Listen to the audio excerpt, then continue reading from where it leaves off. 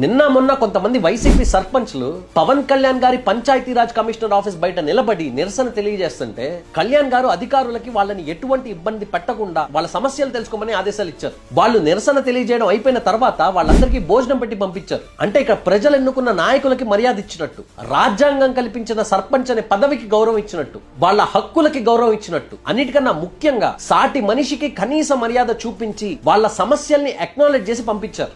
సమస్య సాల్వ్ చేయడం తర్వాత అసలు పక్క పార్టీ వాళ్ళు ఎవరైనా నోరు తెరిచి మాట్లాడితే జనరల్ గా వినకుండా పక్కన పెట్టేస్తారు. అలా కాకుండా వాళ్ళు పొలిటికల్ మోటివ్ తో వచ్చారా, జెన్యూన్ కన్సర్న్ తో వచ్చారా అనేది ముందు వాళ్ళ సమస్య వింటే తెలుస్తుంది. గత ప్రభుత్వం చేసినట్టు పోలీస్ అధికారులకి చెప్పి వాళ్ళ కంచి తరిమేయకుండా వాళ్ళ ప్రాబ్లం చెప్పుకోవడానికి వాళ్ళకి ఒక secure environment and platform create చేశారు. నిజమైన కన్స్ట్రక్టివ్ లీడర్షిప్ ఇలానే ఉంటుంది. నిజంగా డిసెంట్ ని ఎంకరేజ్ చేస్తూ, దాన్ని కన్సిడర్ చేస్తూ, ఏమైనా తప్పులుంటే సరిదిద్దుకుంటూ ఇవాల్వ్ అవుతూ సరైన గవర్నెన్స్ ని మనకి ఇస్తున్నారు. ఇది కదా అసలైన ప్రజాస్వామ్యం అంటే.